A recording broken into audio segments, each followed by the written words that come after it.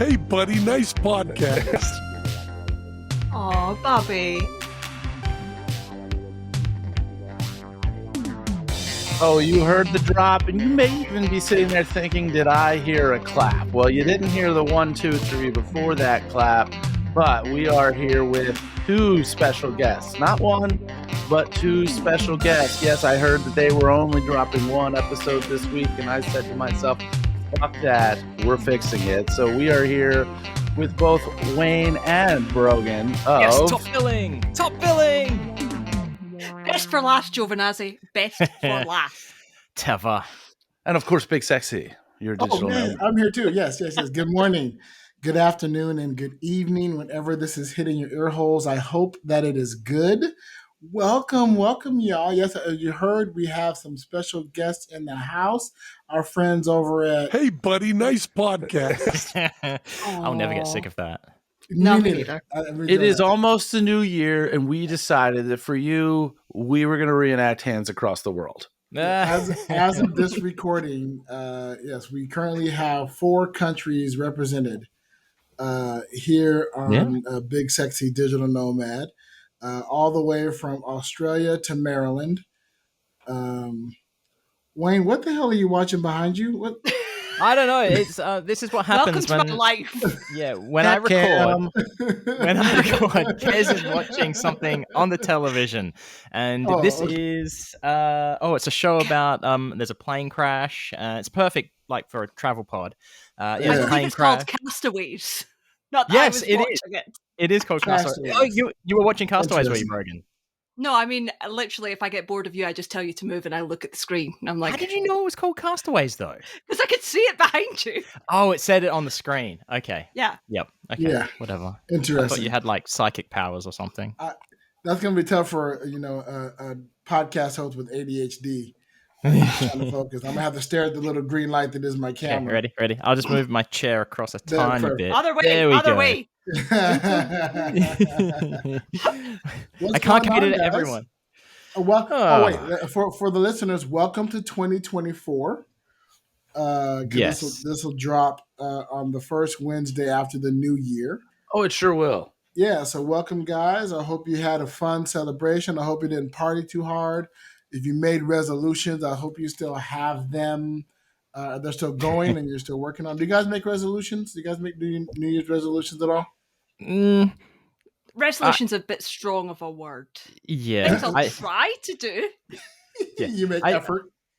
Yeah. I don't do anything different. I see New Year's resolutions. It's like there's no point to it. Like, why conform to a day to start changing everything and make it the same day as everyone else in the world? It just means anything you're trying to do, that other people are just going to get in your way. If you want to go to the gym, you got all these assholes. I don't know if you swear on this podcast or not. We do. We're all friends here. Of course, all right. we do. Okay. So you go to the gym, you got all these cunts just like in your way. So if you're serious about something, you can do it any day of the week, any week of the year. It doesn't have to be New Year's. Right.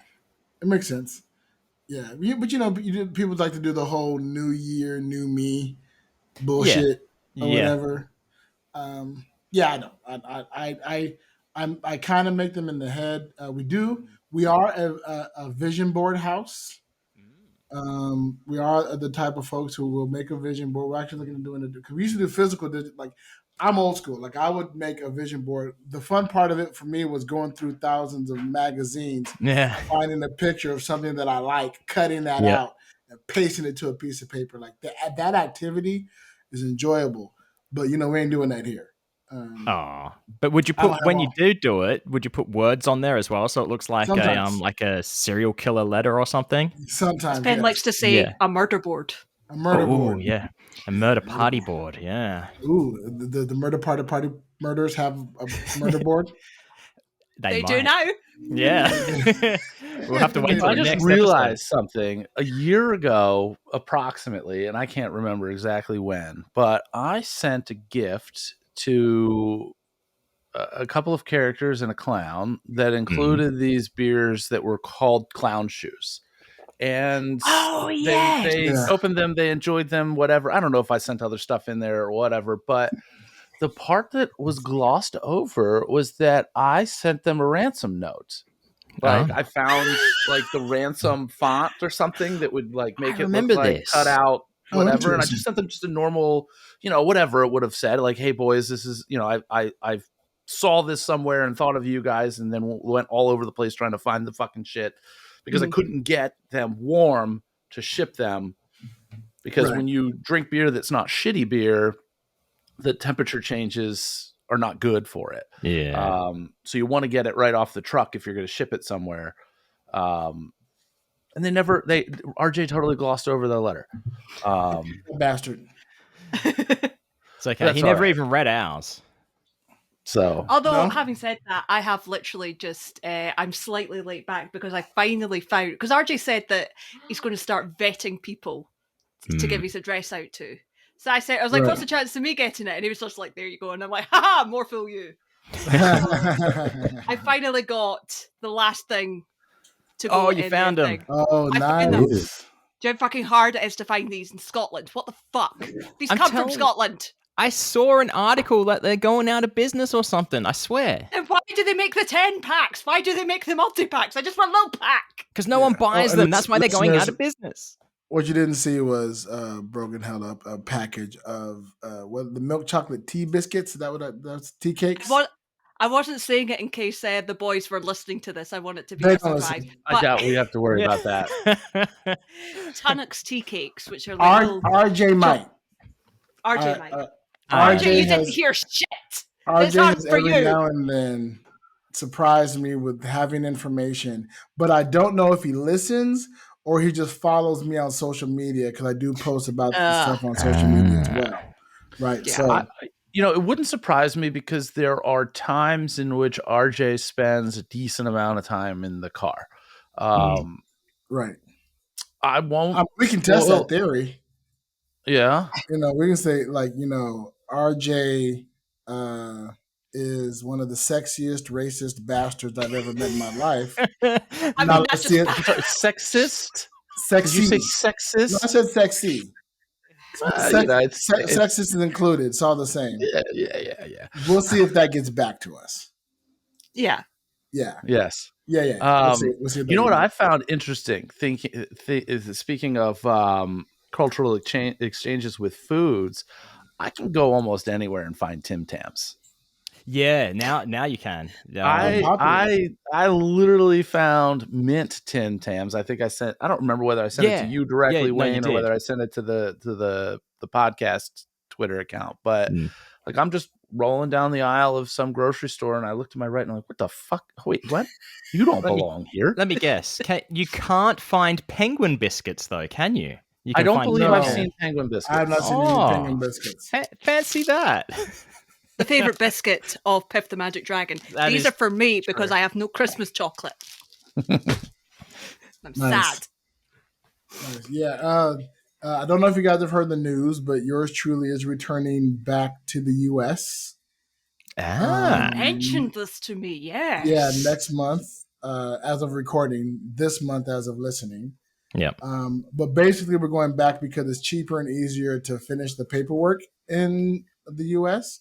to get the visa to live in Spain, and we definitely want to live in Spain. Yeah. Yeah. Yes. I was going to say, does it seem like a hassle having to come back to the US, or are you looking forward to it? It is unfortunate. I am working my best to make it a silver lining. To find all the good things that I have. Like I'll see people that I haven't seen in a while. There'll be some Vegas trips I can take care of. I can stock up on, merch and, swag and stuff that I can then carry with, then trying to have to figure out how to ship it here, whatever. Pick up some Tim Tams. No. Oh. You could. I mean, I could. I could probably get Tim Tams here. Oh, yeah. In fact, I know I can get Tim Tams here. I've seen them in a couple supermercados. It's going to be very weird because we'll be back in the U.S. and we won't have cars, right? Yeah. We sold our cars already. And where we're going is definitely you have to drive. I'm unfamiliar with the public transportation system in my own in my previous home state. Yeah. I kind of have an idea, and I'm pretty sure the same bus routes run, but this will be a new experience. So I'm trying to look at it as, I spend a good time experiencing. I make appointments, get that visa as fast as fucking possible. Yeah. And then we're looking at getting round trip tickets, Okay, to so you'll have the fact we're coming back to Spain. Yeah. get it done in a time frame and in and out. Yeah. I mean, having been out of the country for 9 months, it's almost like exploring a new country. Yeah. Well, it's like, we've been out of the country long enough to have a baby. Yeah. We did. Yeah. We haven't, but we haven't. But we've given birth to a new adventure. There's also been no kidnappings of any children whatsoever. Zero kidnapping, none whatsoever. Yeah. I'm not holding up babies, and when somebody asks whose baby is that your baby, I don't say not yet. Oh, you mean holding up like the Lion King? I thought you were like pulling a gun on a baby and holding it up. Oh no, I'm not holding up baby. Bring me off some of that. Give me that. People say taking candy from a baby is easy. No, it's not. That's why you need a gun. Yeah. Right. You got to force them to give up that candy because babies are strong as shit. Babies are strong. They'll mess you up. They will. Baby will fuck you up in a heartbeat. Yeah. True story. So, Brogan, have you sorted out your situation for May? Wayne knows what I'm doing with my situation, but officially I can't talk about it. I can Fair talk about enough. it if we edit it out. We're not going to edit it out. I'm just going to say that you're going to finesse the situation, it sounds like. Yeah. What's that guy that does Project Runway? Tim, what's his face? Tim Gunn. That's it. Make it work. I'm going to make it work, like Tim says. Nice. So we'll share no other details so that this lacks any sort of context for anybody who may somehow be listening to our podcast. Right. Well, I guess if you guys broadcast this on your stream, then there's a higher chance closer somebody connection. might hear it. I work in a law firm. I've seen the kind of shit that people think that nobody will ever find. And then they find it and you're like, right. Well, and you're a lawyer too, Joe, but you must see it. People being like, oh yeah, nobody will ever find this. They do. I definitely see some shit now, and I don't do any divorce or custody work, and if I did, I'd probably see a whole hell of a lot more shit. I'm sure. Those are the good files to look through. Those are the fun ones. But I will tell you that, oh man, this is a blast from the past. One of the first cases that I jumped into when I became an attorney, like when I was officially licensed, because I had worked in the law for years and years and years, and did they have a program here, at least in my state, and I think most other states, that allow you to practice law under the supervision of certain situations while you're in law school. But I jumped right in with 2 feet when I got licensed, and there was a colleague of mine who I guess is kind of sort of a mentor, and he was handling this murder case that just didn't seem to check out. And I was like, hey, I want to second chair that with you and everything. And he's like, hell yeah. So I'm going through this stuff, and just in the discovery, the shit that I'm seeing, it almost makes me want to dig this stuff back up because it's all public record. And all this stuff is long since gone. But like, just people, like, basically prostitution has nothing to do with the murder case, but like, when they tap your phone or they get a warrant to be able to get those records, all of your text messages, all of your everything might be read by some attorney who never met you and never will meet you. And just some I don't remember all the details because this was fucking like over 10 years ago, but crazy ass shit. And you never know what's going to happen. The one person who was the what's the right word here? The asshole? No. the Suspect, victim, culprit, defendant. No, see, the person Antagonist. the lady who was working Hooker. had nothing to do with this case. Oh, So The sex worker?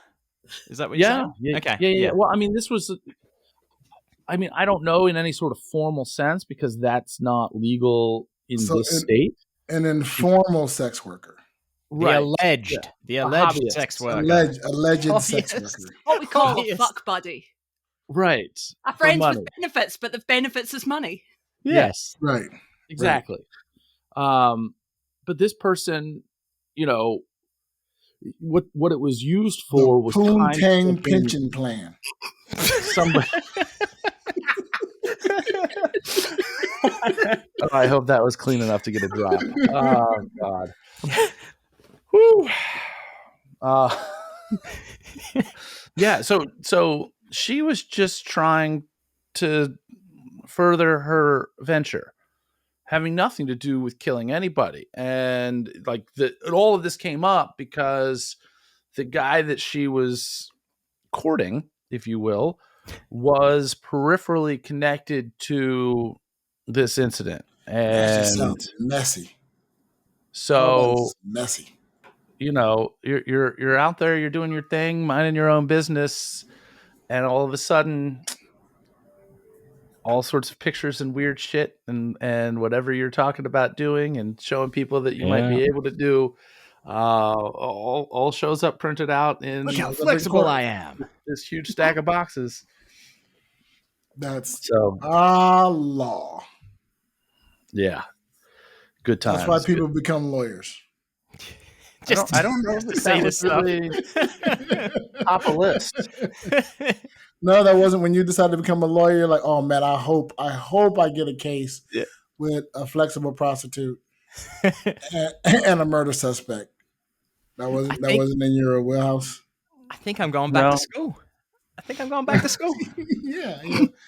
I'm gonna study Spanish and law. I'm gonna study Spanish law to get all that in Espanol. Yeah.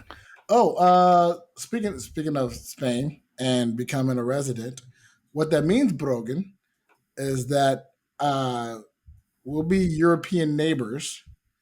And I was actually talking to my friend Raluca, who lives in France, about going to Edinburgh.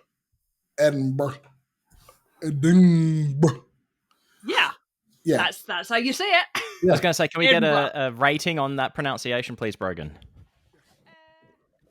Edinburgh. I mean, on the as I'm sure you're expecting me to do, Wayne, considering you're asked for some kind of rating on a Steve Zahn with the octopus scale. It's a happy octopus. Yeah. Yay! Yeah. I'll take it.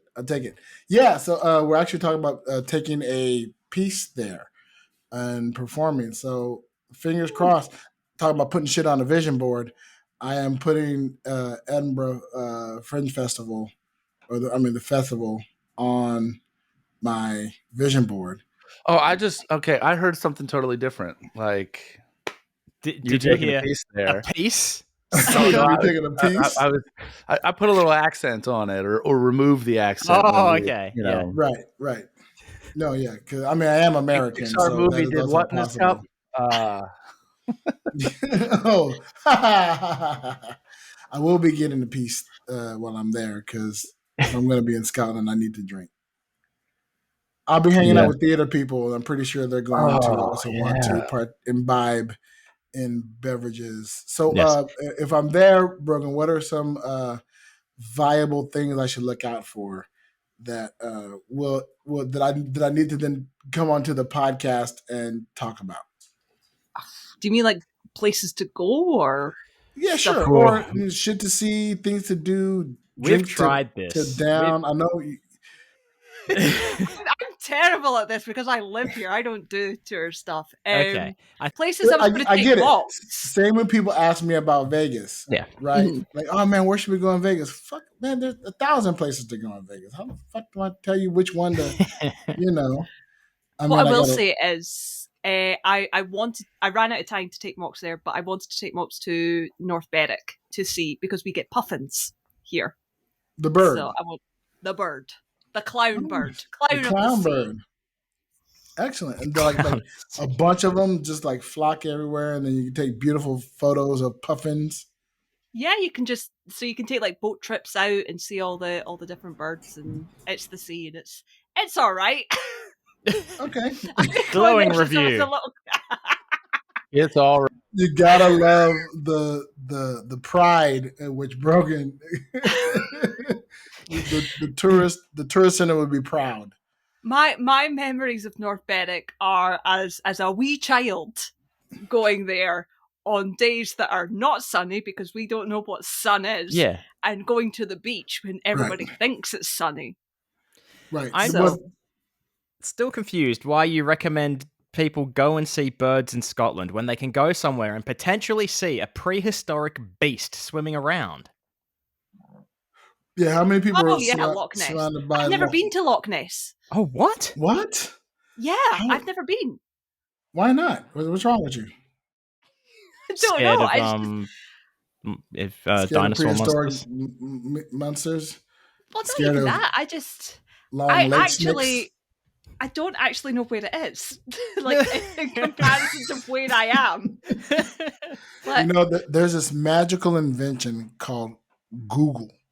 I am literally looking at it right now. If it's to anything see like the how far playground away. or the hairdressers or the dentist or the tip, Bro can just It's- look out their it's in window walk- and see look out it. your window, you can walk directly to it. I can almost see the dentist. It's right out that window. Yeah. Yeah, right. I'm looking at the dentist right now. Right. Just Okay. wave over, the dentist like, hi. It's a 4.5 hour drive Okay. for Well, me, that's and not it's bad. like That's like going from way up. California to Vegas. Yeah. In Scotland, a 45-minute drive is almost unacceptable. So a 4.5 hour drive is horrendous. Is horrible. It's horrible. That's why you've never gone. Yeah. You could drive for 4.5 hours and be in another country, couldn't you? I mean, is Loch Ness in another country? It sounds like, because 4.5 hours doesn't sound like the breadth of Scotland is 4.5 hours long. So I'm at the bottom of Scotland, and it's like right. It's way up the top. It's near Inverness. Brogan is the ass, and you got to drive up to the hair. Yeah. Nice. Oh, some asses have hair. True. Isn't that where all the Macbeth stuff happened? Yeah. Up in Loch Ness or in Verdugo? Inverness is about where Macbeth is set. Oh, nice. That's why they've all got. Are you related? Scottish accent. No. You're not, we're all related. Aren't you all? I mean, isn't that the case? Like, aren't you? Isn't everybody up in there?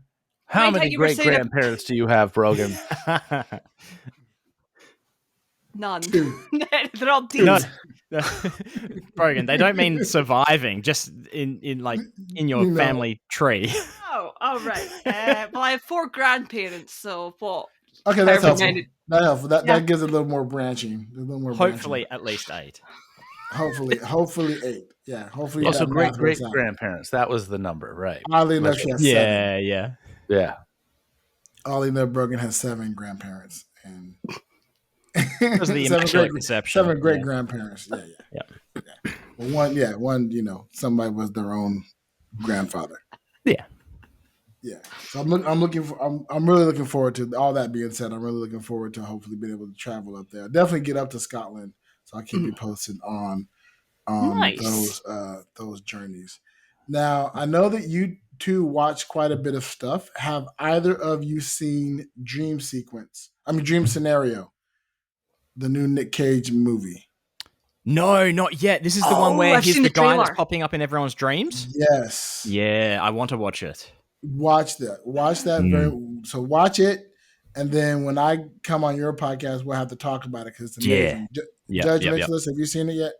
I haven't. I know you haven't. I'm just asking for content's sake. But I did watch. I did watch the new shitty Indiana Jones movie. Oh, come on! Destiny. It was all right. It was a dumb, stupid, fun movie. I love Dial of Destiny. All I'm saying is that it's slight spoiler alert. There were 2 things about this that really disappointed me. Okay, there is a scene in which Harrison Ford's character, and I'm going to refer to him as Harrison Ford's character on purpose, is approached by a group of police officers and he literally puts his hands up like halfway, not like hands in the air like the police want you to do, and goes, "Put your guns away." And then all of a sudden, as if he is commanding the force, they put their fucking guns away. And then That's strung just white in privilege. Yes, That's just old white man privilege right there. No, trust me, it doesn't work that way.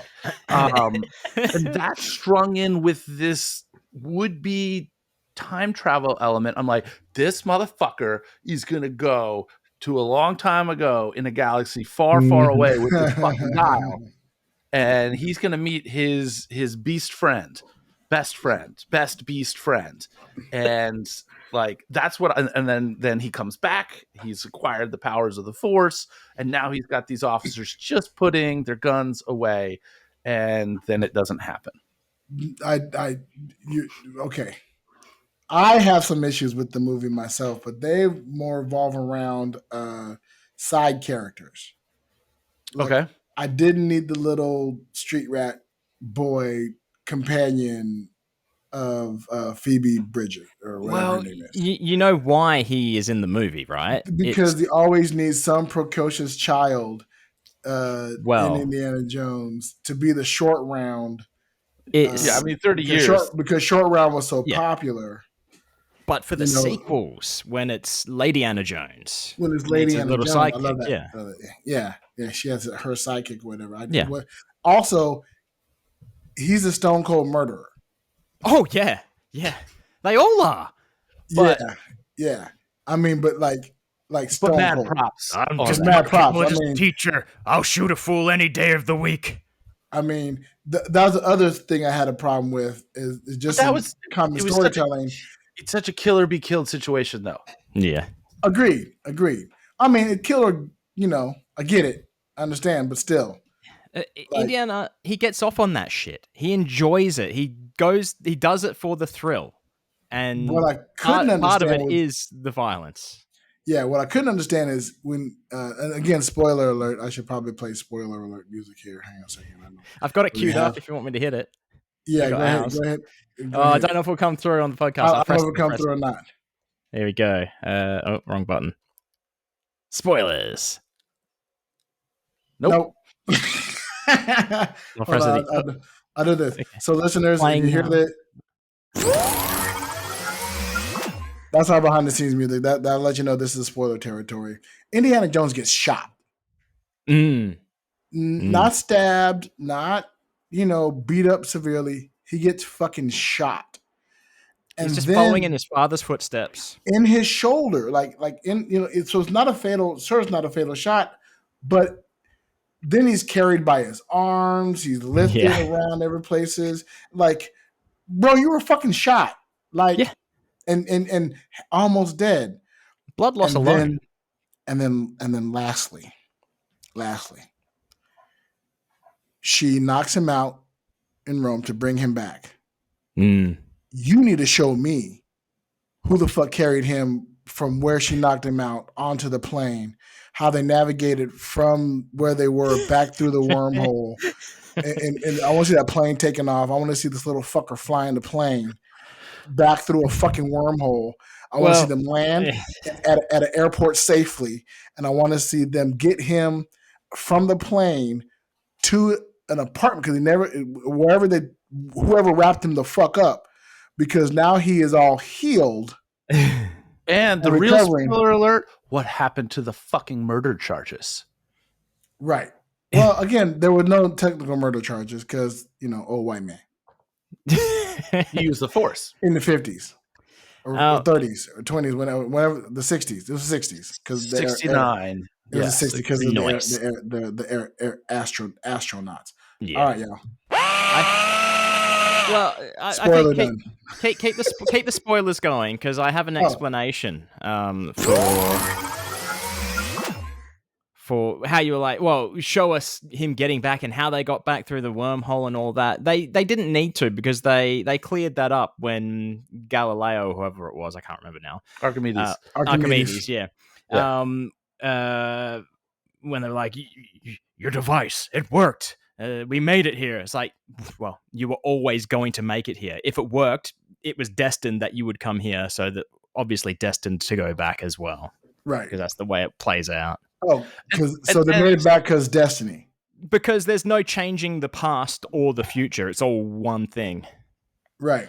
Like the there used to be subtlety in foreshadowing, and then I think Paul Mattingly had something to do with the hints with the guy from the James Bond movie. Putting the watch on like this, like here, I'm putting that watch on that you just saw in Archimedes' grave. Yeah. Literally the next fucking scene. Like, Yeah. because you guys out there in the world watching this are so distracted with so many things that we've got to lay it on thick and make sure that you understand what's happening. Because most of you an hour and a half in the movie haven't picked up on the fact that it jumped from 1944 to 1969. So, who's the old man?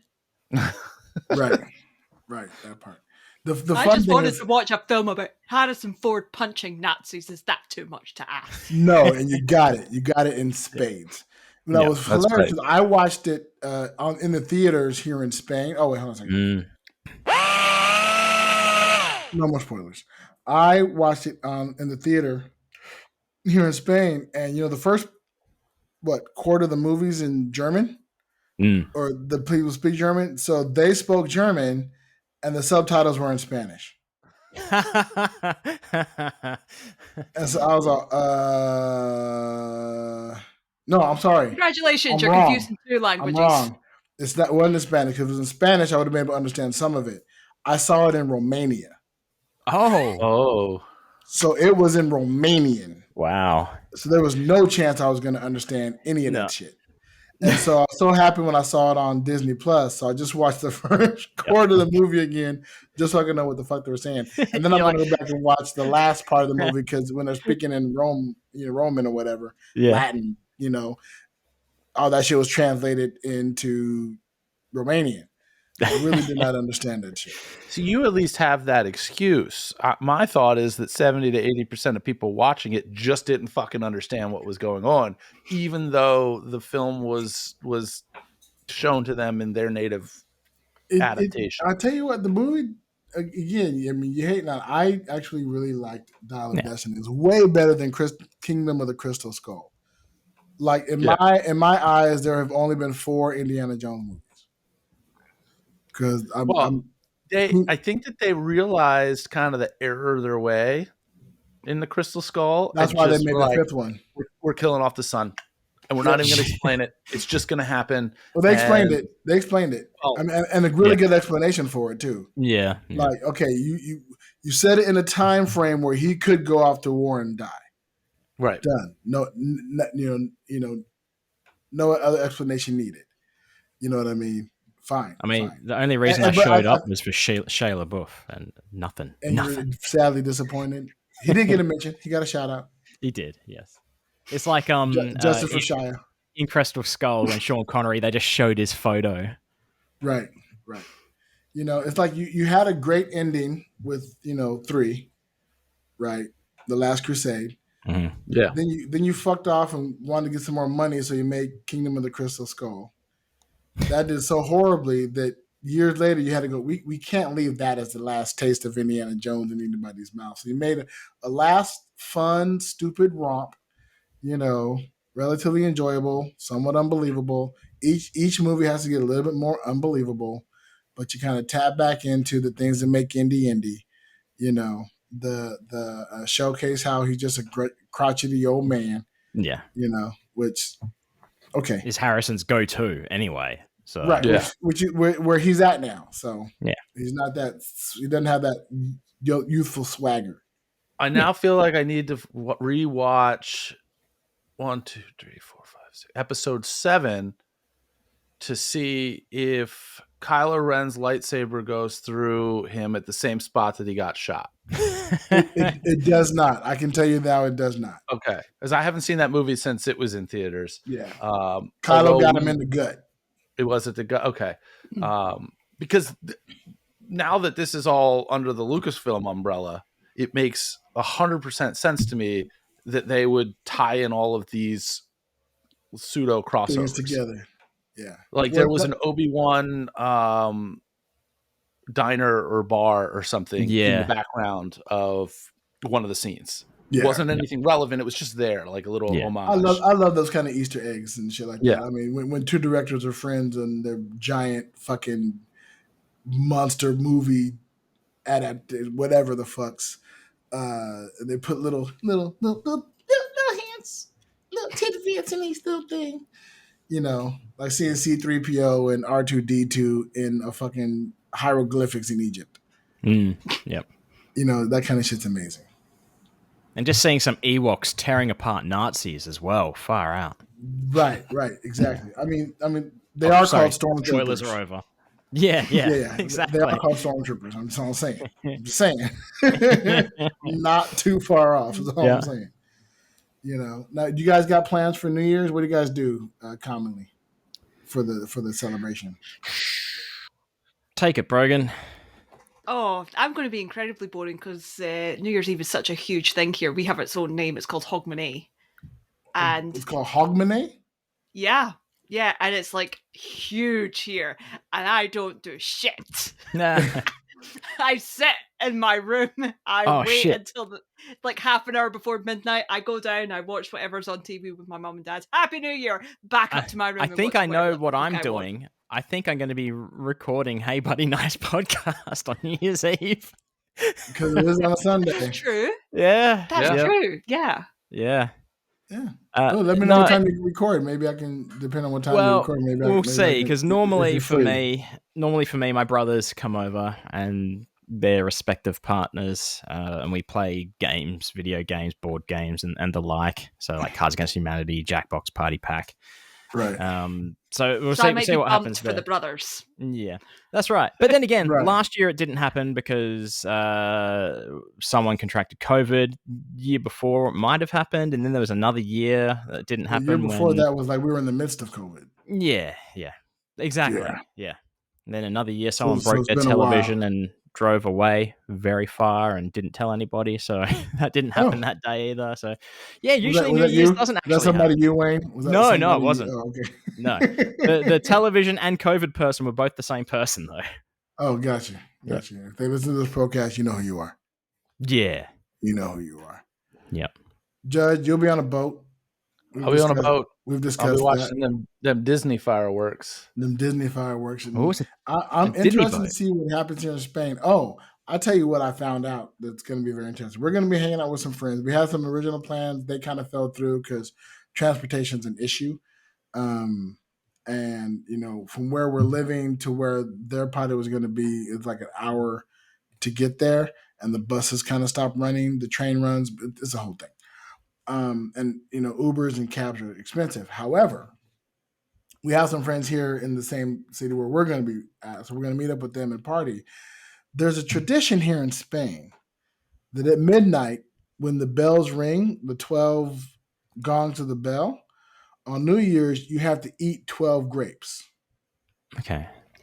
I've heard of this, but I can't remember why. Each second, you have to eat a grape. Now, you cannot eat a grape in a second. Like, no. Put in your mouth. Hey, that girl from those text messages in that murder file probably could. She probably could. Just gobble them bad boys up. Allegedly. Alleged gobbling. They actually sell cans of 12 grapes. Really? For this event. And so I purchased 2 cans for me and the missus. So we're going to try one of the 2 can, but they're like $15,000. They're a lot. But in Spain, they're only like €1.50 at the supermercado. Just buy a box of Fruity Loops. Yeah. No, I want a real 2 can. Yeah, well, cut it out and then do magic. I mean, you're a magician. It's I 6 or 8 people at a time. I could make them think that I've got an actual 2 can. Exactly. Just hypnotize yourself. There's a thought. There you go. See, we got problem, solution. That's how we do things. Can you work a toucan into your act, a la Mr. Piffles? Ooh. Because then it's a business expense. I'm gonna. Ooh, Ooh, there you go. Look at Brogan helping you out over here. That's that legal mind. that's right. That's right. Yeah, Brogan, if you saw that come across your desk in an AML situation, would you question it? Being a toucan as a business expense. Let's look a I bit would look deeper into into this. You would That's definitely got ML question it. written all over it. Okay. You would definitely I mean- question it. That would definitely be a phone call and a letter. I'd like to see how, what stage of money laundering would purchasing a toucan come? Exotic pet? Placement? Is there an exotic? Where you've used laundered funds to buy a toucan. Okay, well then what? No, Are you going to sell the toucan? I don't know. You're probably okay. there is no toucan. The only toucan exists in the subconscious mind, but the money has transferred Ooh. for the purchase of the would-be toucan. There are receipts for a non-existing item. So it's I a would- scam. Have a seat. All right. Sit. Put both of your feet on the floor and put your hands on your knees, and we'll make that toucan appear. All right. Yeah. That's how I start most of my Can you dates. use this brings up another question. So you can use you can use hypnotism to get past anti-money laundering procedures. Yeah, interesting. Yeah. Now, great question. Brogan, Wayne, have either of you ever been hypnotized? No. I've been to a hypnotism show. I've been to Dead and Brown, and it didn't work on me. So I don't think I'm susceptible to it, but I don't know. No, yeah, I've seen it at like the equivalent would be a county fair. Yeah. And I feel like that I would feel obliged to want to take part, but then I would be way too self-conscious I'd be told to go sit back down, basically is what it is. You think you would get up there on stage to say that you got up there, but when they're trying to put you under, you'd be one of the people that were like, if I tap you on the shoulder, go back to your seat. And you'd be the first one to be like, tap. Yeah, it's like, yeah, and you're like, I got that. I saw that coming. Fair. I can see that you don't know enough about Mick Jagger to prance around on stage as if you were him. Get off stage. I doubt that, seriously. I know you know plenty enough about Mick Jagger to prance around him like on stage. I only know enough of what I've seen at other hypnotist shows. That's all that's required. Yeah. You'd be surprised it was buried in the subconscious. Yeah. Oh, there's shit everywhere. Yes. Yep. It's just like those old lawyer cases. Yep. That's right.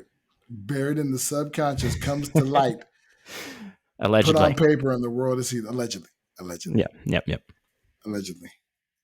Well, great. Well, next time that we are all in Vegas, we will have to go and see my mentor's show because he's fantastic and there's always just crazy ass shit. Like just crazy ass shit. You know, and I've seen his show many times now because obviously when I learned this, I was there every night. I was there the night before that class started, saw the show. When I went back to Magic Live, I went every night that he had a show because you just, you know, from my perspective, I'm just taking more stuff in. But at the same token, like I could watch that show every day for a week again because you're Penn and Teller. Yeah. But I assume it's also a different show every time because it's different people up there on stage. That's. I mean, he could run the exact same set list, which he more or less does from a structure standpoint, and it's totally different because you've got, especially in that kind of show, but even in just like a normal, like the Penn and Teller show, anytime that they've got stuff where there's audience interaction, that is an open door to shenanigans.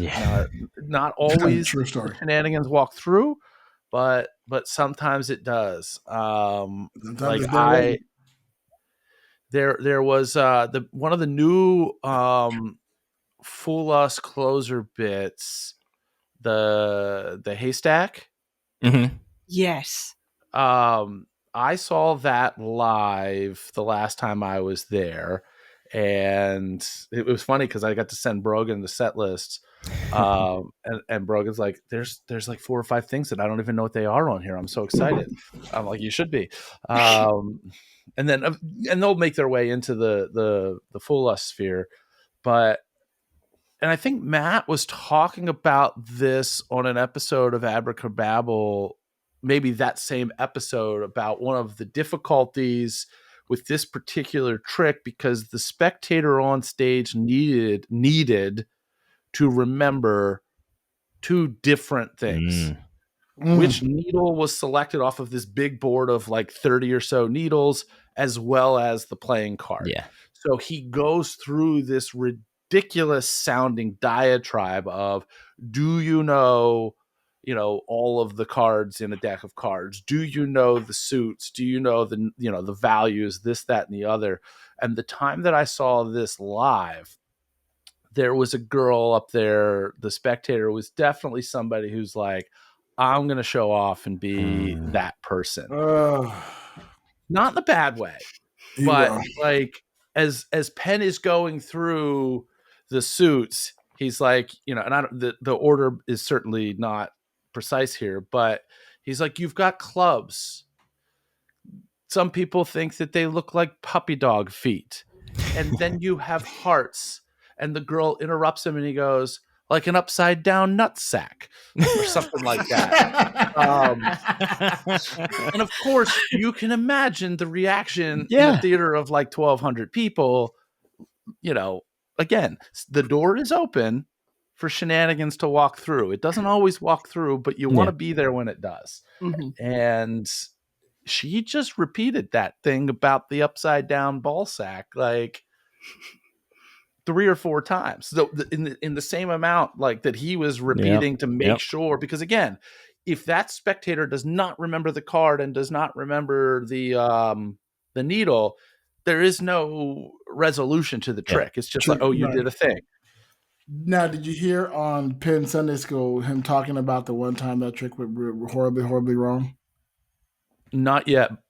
Yeah, if you catch up, I think it was that trick. I think it was Haystack. He was turning the trick just went wrong, and he was standing on stage, and then maybe I'm fucking the story up. It's his story to tell. Go listen to Penn Sunday School like 5 episodes ago. He tells the story. I think it's labeled something, when the trick was bad or whatever it is. But, Is this just when Taylor just gave up and just walked off the stage? Was like, fuck it. Pretty close to that. Pretty close to that. There's also another story he was telling again of. He didn't realize the trick was going bad, but everybody backstage knew the trick was going bad. And he knew, but he was vibing, but he didn't know how to. Everybody's like, how's he going to get out of this? How's he going to get out of this? Yeah. It's a fabulous story. I don't want to tell it because I'm going to fuck it up. Check out our buddy Penn. I'll tell you, like, one of my favorite things is getting stuck on stage and getting out of it. Like, I don't know why, but like it's and sometimes those create opportunities for even bigger moments. Like, I don't know who I can talk to about this right now. I think that Brogan would understand if I started describing this, but you guys, has everybody seen Matt's full show? Early days? Not Hill Bill, but Mind Noodler. Yeah, I saw Mind Noodler in 2022. Okay, so you guys are... I mean, that's not a lot because, Vegas. Yeah. So that part of Matt's routine in the earlier Mind Noodler days involved a series of props that Brushwood created, right? With the books? Mm-hmm. Yes. So... I don't know, October sometime, I was doing a private show for some party and I was doing an adaptation of that. And there is a process for which you have somebody select a very specific word, long word, and then you ask them to describe part of that word. And of course, Wayne's seen it. Yep. I'm sitting here looking at the trick that comes after it in the background. Of course, Wayne. And then you use that in a magical way to figure out what that word is. Yeah. Well, I was doing this trick and somebody screwed that up, Mm. screwed up my instructions because I took it in a different direction. So where the person doing this trick, the way it's described when you buy it, is that they come up with an animal that fits some criteria. I had them come up with an object that's not an animal that fits some similar criteria.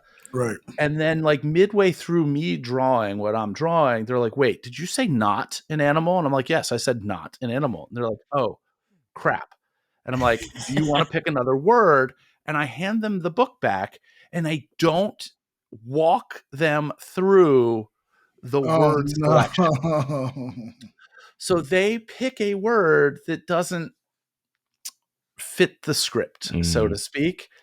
And fortunately, they picked one that didn't fit the script so much so that I knew that they had picked a bad word. Yeah. So I used it, though, as an opportunity to kill the drawing because unlike the version that you've seen, the drawing of that animal is supposed to be a miss, but a funny miss.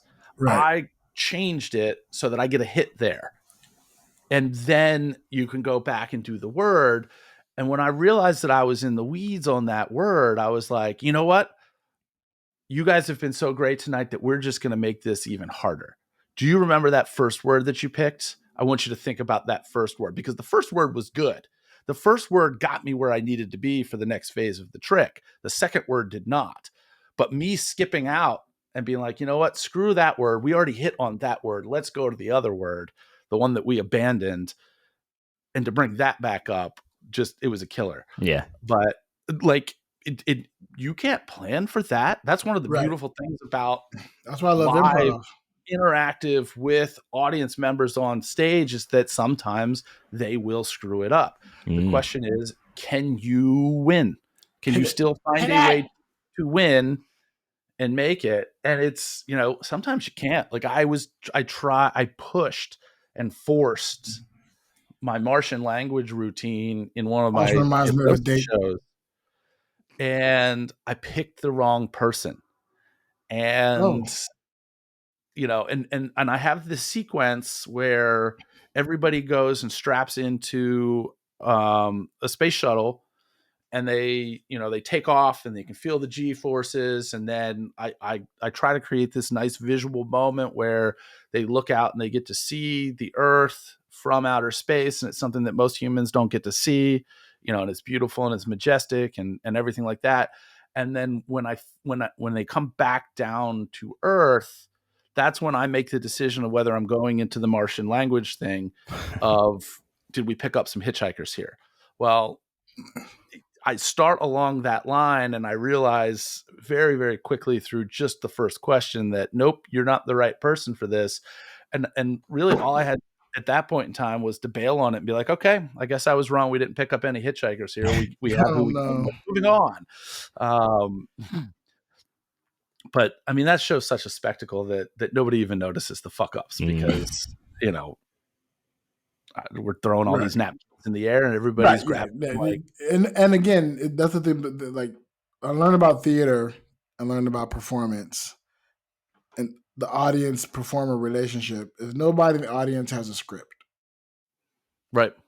So if you go up on a line when you're performing, you fuck up, like that's thrilling for me. When we're on stage and somebody like goes off, like, oh fuck, now we got to figure out how to get my partner back to where they need to be, or get me back to where I need to be. Keep telling the story, you know. And people freak out like, what's the line? I don't know the line. Fuck it. Neither does the audience. The audience knows the line either. So just, you know, unless of course Brogan's there and you're pen or teller. Right. And you know that this is like, okay, Brogan's here for show 6 of 16. Yeah, she knows every single word. The first 5 times. What's the count again? Shakapee! Yeah, last time he said it up. And this time he went down on the word. Right. Exactly. So yeah, so that's where improv is beautiful and helps out. Holy shit, we've been talking for quite a bit. You said we had listener mail, Sexy World Traveler mail, but we'll get to that next episode. Yeah. Let's review that in the new year. We'll save that for the new year. But what I'd love is if people would send us more wrong answers only so that we have what Brogan would refer to as a queue. That would be nice. Yes. Listeners, send us in wrong answer only trivia questions. Really simple. You just send it to bigsexynomad@gmail.com. And Label it wrong answers only in the subject line so we don't read it. Your 3 questions and then a big old space somehow in there, like hit enter 15 times or whatever, and then put the right answers at the bottom because Big Sexy will come and try his best to provide the wrong answers. And I will then, assuming that we don't see the answers on the screen, I will then venture a guess at the right answers and see what we've got going on. Severe advantage to Big Sexy in this competition. I think probably the best way to make sure that the answers can't be seen, instead of just like lots of spaces, because you never know how many to put, just put in like some like alleged criminal prostitution images or something like that. Yeah. Yes, that would work as well. Yeah. Although I don't know if we ever get to the answers. Because and I don't, I don't want my improv skills to be tainted by suggested images. Of course, yeah. Tainted you by got to burn those suggestions right off the bat. I'm going to open it, and I'm going to be asking the questions. So True. I won't see those. Yeah, but If you'll photography distract me from the right answers. You will also be distracted by taint. So, if photography is an art, does that make it an art crime? Oh, photography is an art, and it is an art crime. Yes, there is artistic photography, alleged. And then there's just pictures. This is photos. I'm over here snapping my daily beach pic. I don't think it's really artistic.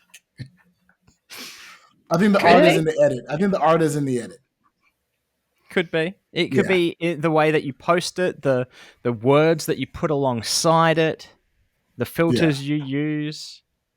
Oh, and speaking of which, I heard you guys' episode when we talked about poetry is an art, and you don't want to step on ICS's toes because they asked for bad high school poetry. Yeah. Oh, I would be happy to see you some bad collegiate poetry. Yeah. Or I can even go back as far as bad elementary school poetry. Yeah, so you can go elementary and below, or college and above. Yes, because they asked for high school poetry. They've got the high school market on lockdown. Yeah. Speaking of which, what is this show that we're referencing? Somehow some of our listeners might not actually know. Hey, buddy, nice podcast. That's sure that's what you're talking about. More than you guys do. That's just not only Penn saying the name of our podcast there. Because you get a little laugh from Mr. Donnelly at the end. That's right. Yeah, because Penn, I don't know whether it was just like editing or whatever, the ST at the end of podcast just got dropped. So I had to edit in the sweet, sultry tones of Mr. Matt Donnelly doing at the end. Yeah. Yes. So tell our listeners where they can find you both lovely folks at. Us personally, well, if you want to find Brogan, you can find Brogan on all social media at 7 billion needles. And Wayne's at Wayne Geo. Everywhere. Guys, if you haven't been on Twitch, get on there and follow either one.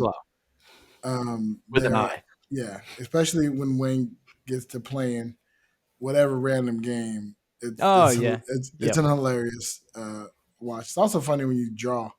Yeah, video games, drawings. I'm trying to do at least 50% artistic stuff now because that was the idea. It was meant to be artistic sort of streams, but I got lazy and started playing video games, and that was it. So I'm art. So you never know what you're going to get when I start streaming. That's a beautiful thing. And also, if you're a fan of our merch, that's all Brogan's work. So again, it's true. So Wayne, challenge. Feel free to make some Big Sexy Digital Nomad artwork, and we'll pop it up on our merch store. You're not selling those stickers? Yeah. Yes. No, I There we haven't go. been selling the stickers. No, we do they're have. not for sale. We just mail them out to people. I will because Okay. I don't know if I have the. Judge, you have to send me the link because you have the. I don't have the artwork.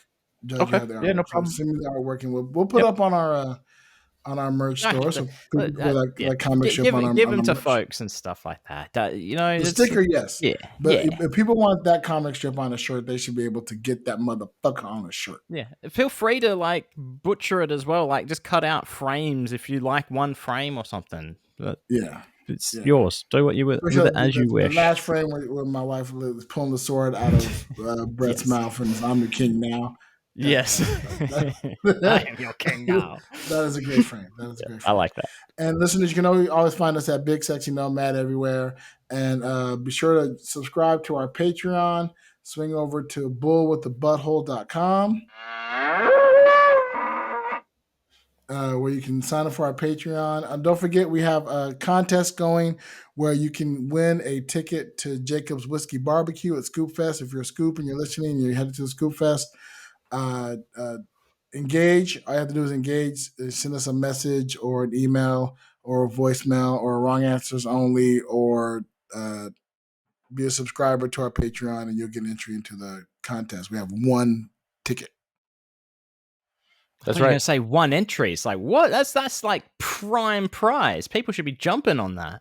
Yeah. So we've got a bunch of entries. Good. We have quite a few entries now, and we'll be coming. We'll be doing that drawing on our episode 80, which is the episode where we promise to be perfect by. We'll be pretty close. Oh, come on. You guys are perfect just the way you are. Oh, thank you very much, man.